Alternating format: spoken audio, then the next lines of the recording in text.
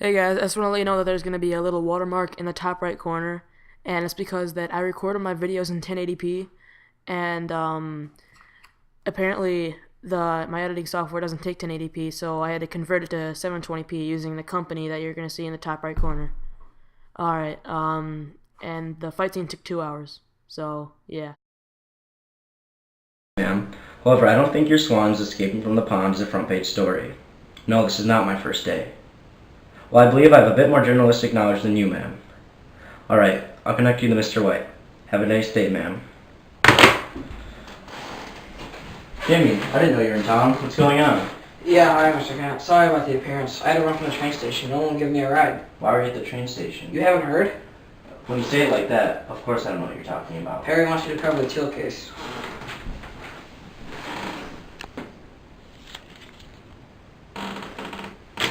Mr. Kent, what's the problem?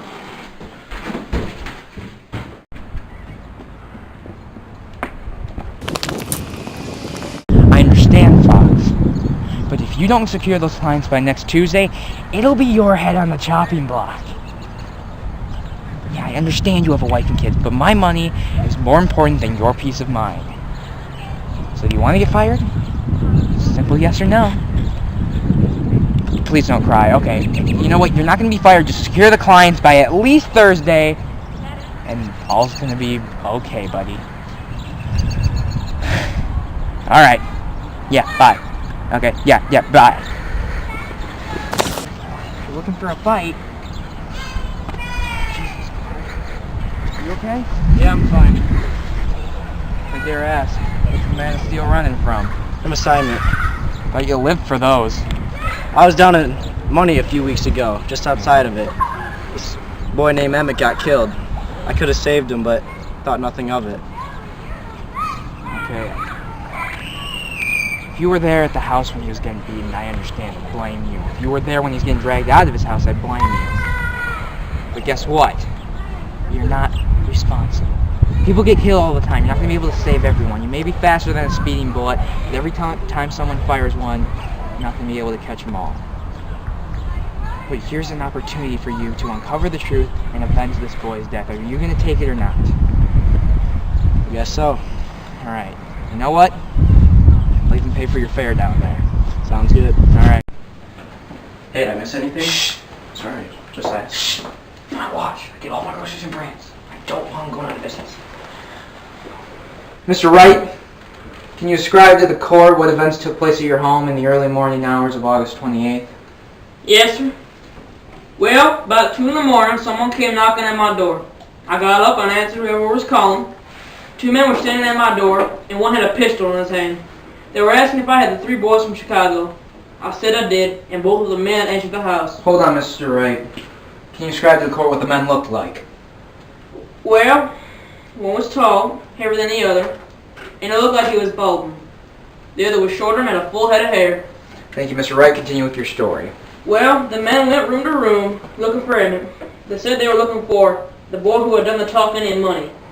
Well, they found him and told him to get on up and come with him. He got his clothes on and he started to get his socks on.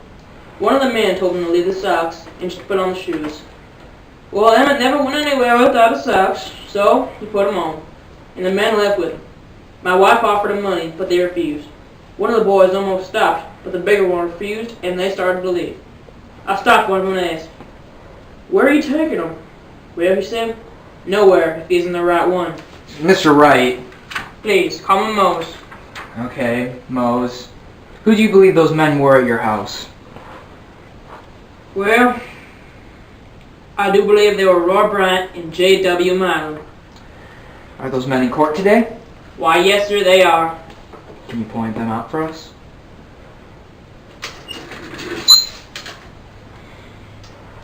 There he is, and there's Mr. Bryant.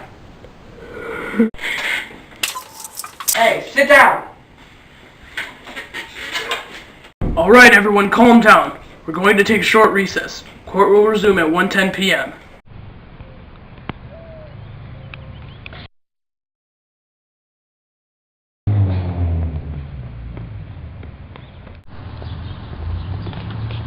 Hey, Mr. Chatham. Good question. busy. Busy with what? Thinking. Can't you do that at any time? Well, not with all those people in there yelling. Good point. Mr. Statham, are you alright? I thought I told you to leave me alone. Sir, just a few questions. A few questions I don't need to answer. I've already answered enough today. I just want to know what you think about the Emmett Till case. What do you want to know? You think the killers are going to be brought to justice?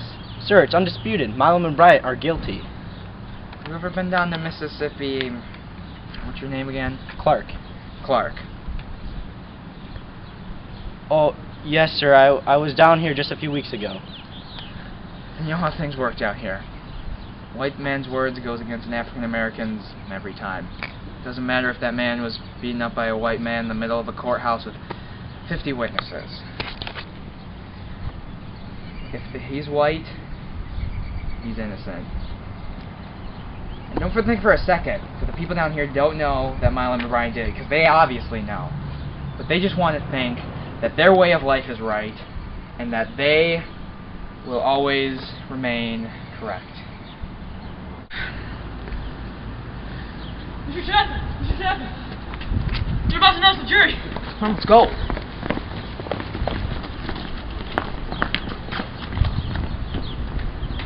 All rise. Jury, have you reached a verdict? Yes, we have reached a verdict. We find the defendants innocent of all charges.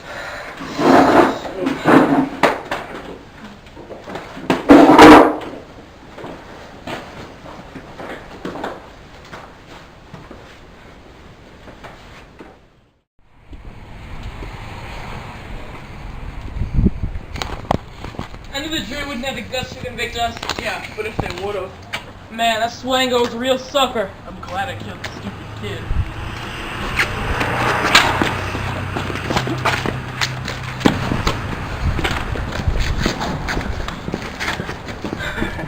What's so funny? I thought you'd be stronger. Why are you hitting me? Ashamed because you couldn't save the Till boy? Well, I'm glad you didn't. I sure had fun killing him. You're a monster. I'm just ahead of the curve. You killed a defenseless 14-year-old boy. Why do you care?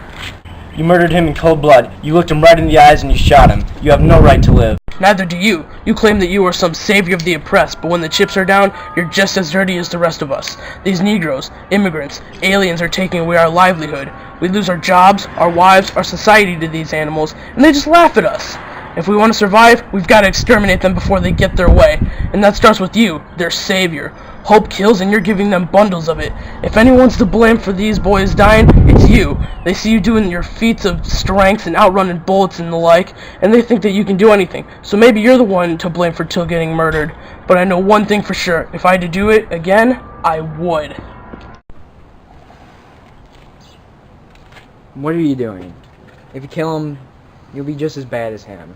Killing someone who's defenseless. He may be one of the worst human beings you've ever met, but don't kill him. What good would it bring?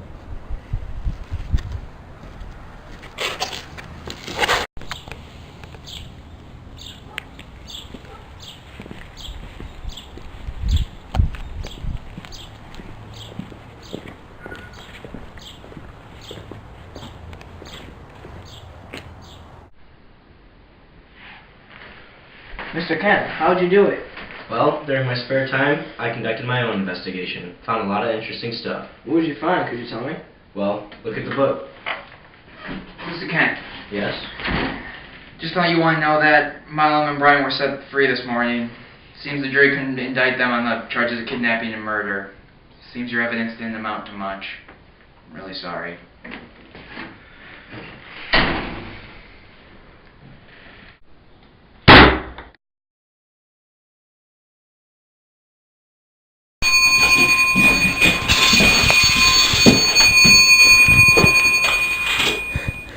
No, Mr. Superman, no. Maybe don't you start over there, Simon. Hey. You want me to shoot? Simon, why don't we do... Yeah!